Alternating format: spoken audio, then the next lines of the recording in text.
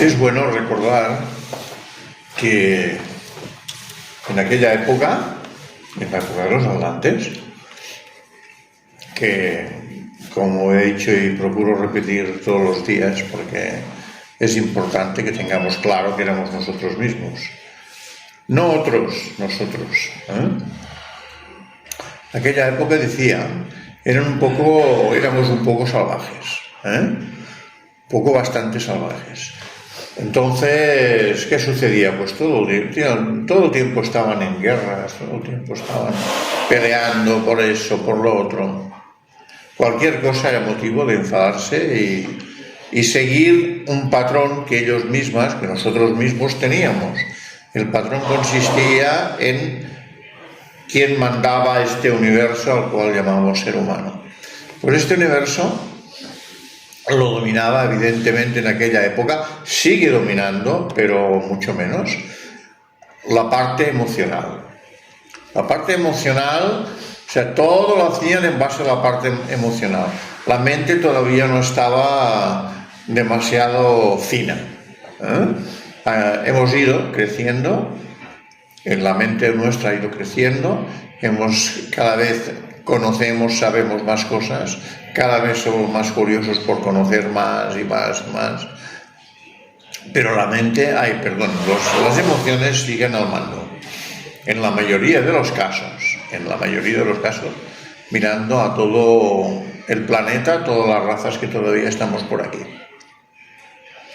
Esto es bueno considerarlo porque, para tener una idea de lo que en realidad somos, no creernos ni más ni menos, procurar estar concienciados de cómo éramos y cómo nos expresábamos.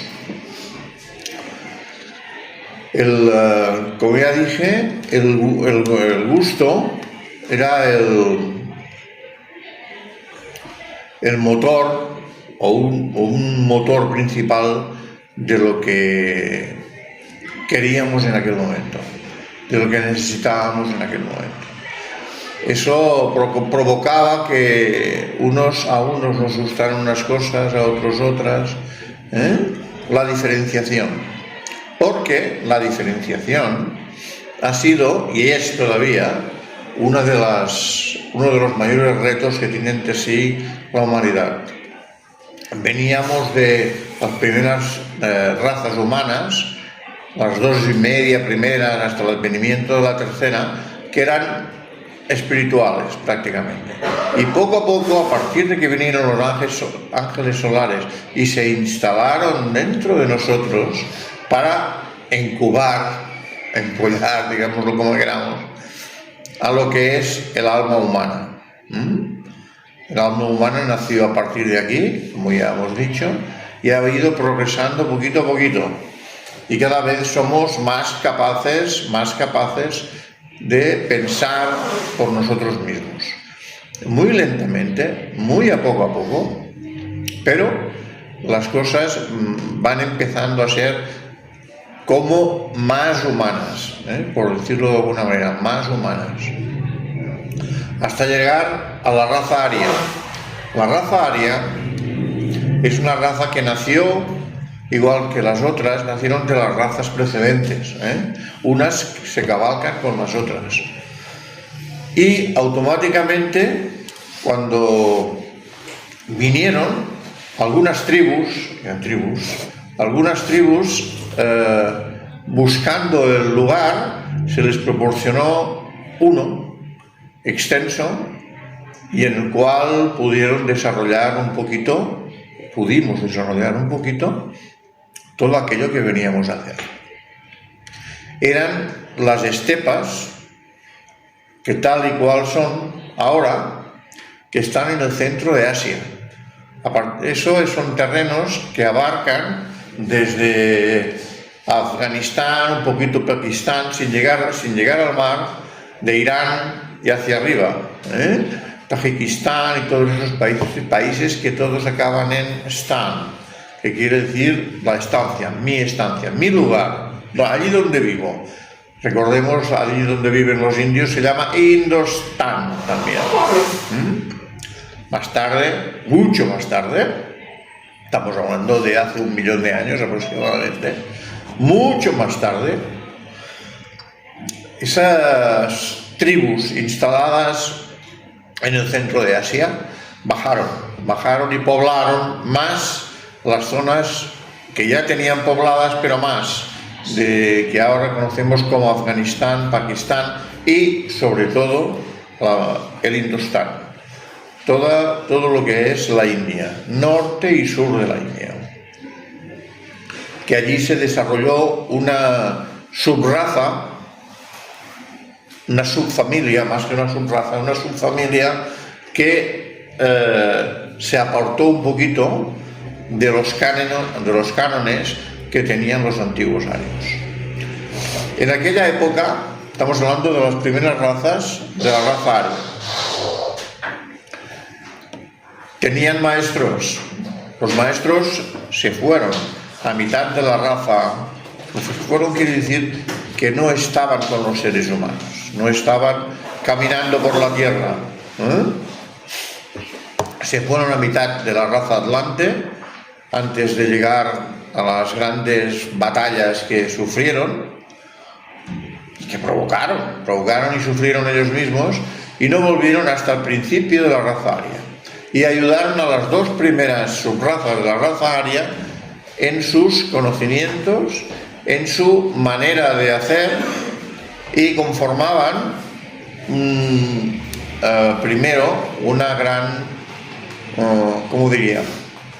una gran especialización bajo la dirección de aquel al que llamamos el Manu. El Manu es aquel que formalizó la civilización, cómo debíamos de hacer para seguir con lo que ya conocían ellos, que era el Dharma. ¿Cómo hemos de hacerlo? ¿Cómo no proceder? ¿Cómo proceder? Y todo este tipo de cosas se les enseñó a los seres humanos, de naturaleza y de mente incipiente, muy incipiente todavía. Muy incipiente, pero ya empezábamos a pensar por nosotros mismos. Debido al respeto que teníamos por nuestros maestros, la sociedad no se bifurcaba, no había tantas peleas como había habido en la época atlante, y entonces poco a poco fuimos creciendo. Eso duró varios miles de años. Miles, porque la raza aria, según Blavatsky, empezó hace 1 millón de años. 1 millón de años. Que se trasladaron al centro de Asia unos 800.000 años. Y eso hasta ahora. Misma raza aria que tenemos nosotros. Los nombres no importan. No, el nombre no es raza aria, ¿no? Igual que no es raza atlante ni raza lemur. Son nombres inventados por los humanos que hemos venido después. Pero claro, algún nombre hay que ponerle a esta gente. Los maestros no les enseñaron alevosivamente, o sea, con conciencia, los nombres verdaderos. Porque el nombre, como sabéis bien, es el prototipo, el nombre es el prototipo de las cosas que se expanden en el plano físico. Por eso quiero decir que hablando en términos de sánscrito o senzar, que era el idioma que utilizaban los sacerdotes en la época, pronunciando el nombre, estás llamando a lo que es. Estás llamando a lo que es. Ahora también, si uno se llama Juan, pues dices Juan y sabes que es aquel señor.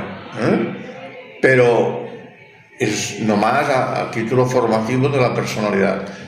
Los nombres que tienen que ver con las energías son lo que hace mover, transitar de una manera u otra determinadas cuestiones, determinados seres, determinadas cosas. Eso era la magia de la palabra.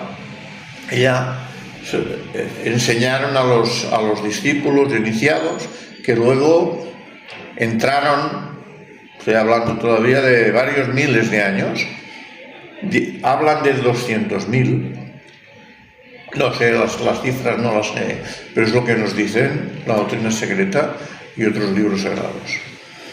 Los egipcios, tal como nosotros conocemos el Egipto que hace ya muchos años que murió, el Egipto como civilización, solo conocemos la parte deteriorada, degenerada de esta gran civilización que también el Manu propuso para poblar la tierra que conocemos como Egipto. Y la poblaron parte de los primeros arios y parte de los atlantes que en aquella época existían. Luego creció tanto en términos materiales como en términos espirituales, los egipcios. Y eso era el principio de que el mar ese que ha sustentado el Sáhara ahora es un gran desierto, ¿no? Pero antes era tierra. Y antes la parte norte de lo que ahora es África estaba conectada a través del estrecho, ya lo dije la semana pasada, el estrecho de Gibraltar. Entonces era parte del continente, si queremos llamarlo así, europeo. Al sur, África era solo unas islas más abajo del Ecuador, antes de formarse del todo. El mar Mediterráneo era un mar interior y por lo tanto todo pertenecía a lo que podemos llamar ahora llamamos Europa, que no es Europa tampoco, pero para entendernos, simplemente para entendernos. Entonces, bueno, los egipcios, decía, progresaron mucho. Entonces esto todavía en época, estoy hablando de 200.000 años, todavía en época en que existían lo fuerte de la población humana eran atlantes, todavía no arios. Entonces tuvieron envidia de lo que habían avanzado esta gente. Y bueno, eso fue suficiente, aunque vivían apartados, porque vivían mucho en la parte oriental, digamos, de Europa.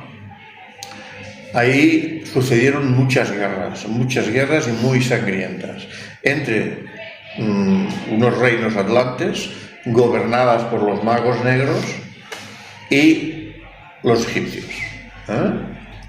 Y así se sucedieron muchas guerras, no solo batallas, guerras.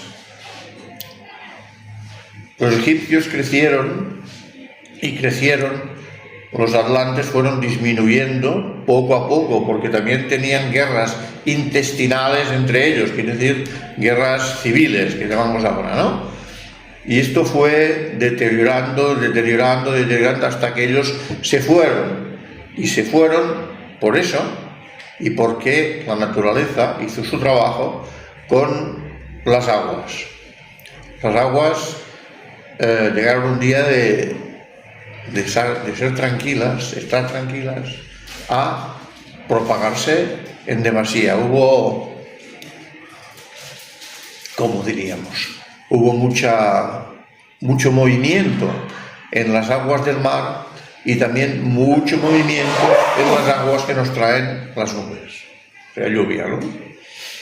Y esto cambió la faz de la tierra, La Atlántida se hundió hasta dejar solo un pequeño resquicio de sí misma en la isla, esto estoy hablando de hace 12.000 años, que llamamos Poseidón, Poseidonis. Poseidonis era una isla en medio del Atlántico de la cual habla el mismo Pitágoras. Platón, en sus escritos, lo nombra. lo nombra, explicando lo que sus maestros egipcios le habían enseñado. Los maestros, como decía, volvieron, después de pasado todas las guerras que pasaron los atlantes, así, cuando se estaban acabando de formar las tribus arias, volvieron de nuevo a pisar la tierra. ¿Para qué? Pues para para organizar los pueblos arios, primerencs, ¿cómo se dice? Primerizos, eso. Los pueblos primerizos arios, empezaron a tener sus propias leyes. Las leyes, la organización y todo eso les vino por inspiración de los maestros que los guiaban. Y aunque normalmente vivían en pequeños pueblos, a tipo familia, ¿verdad? Eran tribus, pero tipo familia, y allí vivimos muchísimos años en paz. Se habla de las dos primeras razas de arios que conocieron la paz. La paz no la conocían los seres humanos. No la conocían porque cada 2 por 3 nos estábamos peleando unos con otros. Con ello desarrollábamos el instinto que luego se convirtió en intelecto y que después, en esta sexta raza que va a venir, se convertirá en intuición. ¿Cómo sucede eso? El instinto aspira a su conocimiento del plano físico y del plano emocional. El instinto, ¿verdad? El intelecto surge a partir del calor que nos proporciona nuestra mente incipiente y el ángel solar que está en ella. Y la intuición viene del plano público. Entonces es una manera de progresar que los seres humanos, o mejor dicho, que la jerarquía viene dándonos desde el principio de la raza Lemur. Y así evolucionamos los seres humanos a través de miles y miles de años, quiere decir miles y miles de experiencias, hasta que realmente la mente va tomando el mando. La mente va tomando el mando. Poco a poco, repito, muy despacio, pero seguro. Por eso está el ángel solar dentro de nosotros, ejerciendo una autoridad compasiva con las personalidades humanas. Y así estamos. La jerarquía estuvo muchos miles de años hasta que los arios se soltaron de la mano de la jerarquía, de los maestros, y empezaron a andar sin la jerarquía. Entonces, claro, al andar sin la jerarquía volvieron un poquito las guerras, volvieron un poquito nuestra naturaleza agresiva que siempre hemos tenido. La naturaleza agresiva viene por la consideración egoísta de nuestra personalidad. Creemos que somos mejores, más guapos, más inteligentes, más de todo, ¿verdad? Y que por lo tanto merecemos más que los demás. Entonces esta diferenciación provoca, por un lado, espiritualmente hablando, que vayamos evolucionando en pos de alcanzar mejores conocimientos y una manera más loable de ejercer el discernimiento. Poquito a poquito. Por contra, tenemos la balanza, ya sabéis que uno va por un lado, otro va por otro. La balanza nos indica que la agresividad se formó a partir de todo ello como un substrato del propio crecimiento espiritual, vino más agresividad. Los antiguos arios habían traspasado las puertas de la maleficencia que ocasionaron las razas atlantes o las subrazas atlantes, pero luego, al no estar bajo la tutela directa de los maestros, volvieron a lo que eran sí mismos. Y así se nos dejó a nuestro libre albedrío hasta hoy en día, que tenemos todavía la agresividad montada, pero bueno, también vamos creciendo por el otro lado. Por un lado crecemos y por el otro lado tenemos la agresividad que surge de un ego demasiado cargado de sí mismo. Y con ello vamos avanzando, poquito a poquito vamos avanzando. Hay que hacer mención, hemos hablado de los egipcios, construyeron una gran civilización, como sabemos, gran civilización. Los egipcios enterraban a sus muertos, no los momificaban. La momificación vino cuando se deterioraron, cuando ya no eran los egipcios del principio, sino que eran otros. Entonces también quisieron los faraones y la gente poderosa vivir para siempre, entonces se les momificaba. Por eso es un deterioro de la personalidad no guiada por el alma. Que sepamos esto. Y porque hay muchas momias, pero claro, estamos hablando de un deterioro que viene ya de miles de años también. Ellos hicieron una civilización muy espiritual, que desarrolló de una manera brutal la magia. La magia hacía que pudieran construir cosas muy grandes con poco, digamos, con poco esfuerzo, o no con el esfuerzo que nosotros pensamos.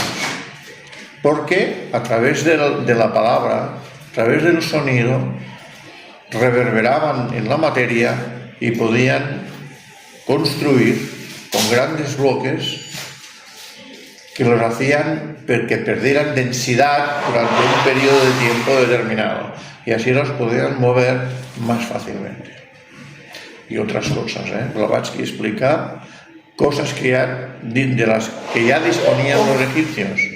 Tenían, por ejemplo, una luz que no se apagaba. Tenían la manera de hacer luz sin los cables que tenemos todavía ahora, y que duraba para siempre. Siempre estaban encendidas. ¿Vale? Se dice, no sé si es cierto o no, que todavía queda alguna por algún lugar de esas lámparas. Dominaron a través del sonido muchísimas cosas, muchísimas. Pero bueno, esto no es nuestro quehacer de hoy. Los arios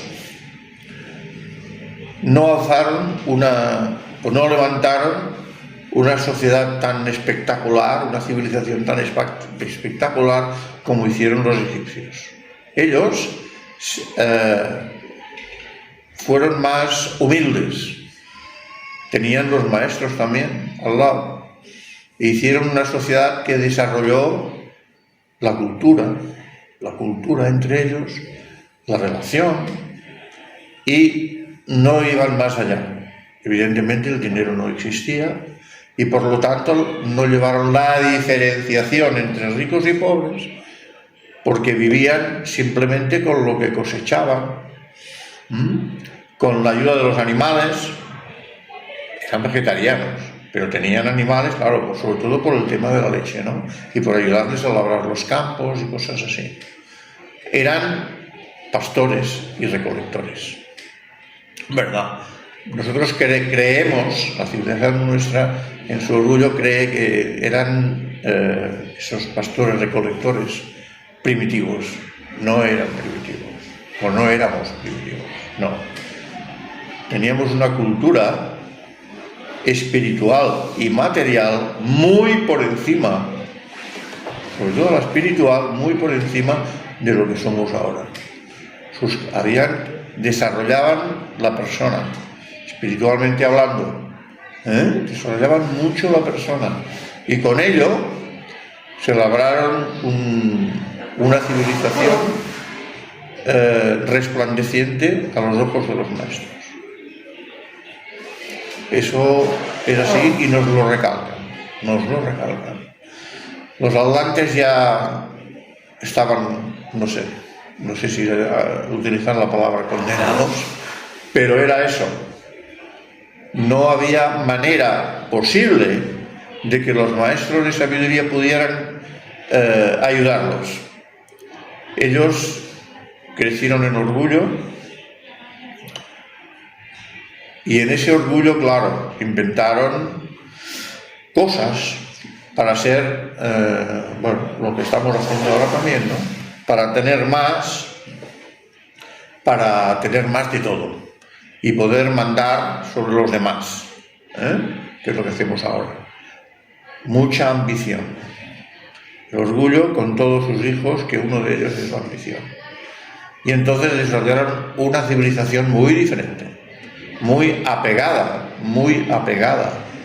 a la materia y espiritualmente muy atrasada, espiritualmente. Al contrario que el otro lado, en el centro de Asia, las civilizaciones que se crearon eran extraordinariamente influyentes en el mundo espiritual. Por eso sus hijos, sobre todo la India, ha crecido como ha crecido. La India todavía conserva la relación maestro-discípulo, que no lo conserva nadie más en el mundo. La relación maestro-discípulo es la base del entendimiento entre los seres y lo que nos hace crecer espiritualmente. Materialmente no, pero espiritualmente sí. Y entonces celebraron por eso, porque fueron los primeros, la primera subraza de la que surgieron hijos que luego fueron maestros. Y se unieron a los viejos maestros que existían en Shambhala. Shambhala era una isla en el centro de Asia. Una isla en un mar interior. Y allí los arios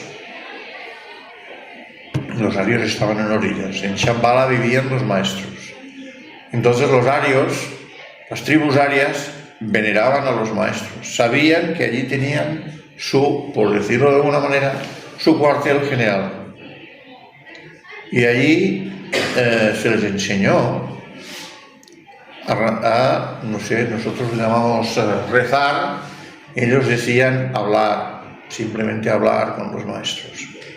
Hablaban con un idioma que fue surgiendo entre ellos y que luego desembocó en el senzar y el sánscrito, que luego nos dieron a los europeos y de la cual han nacido todos los idiomas que tenemos. Bueno, me he pasado 2 minutos.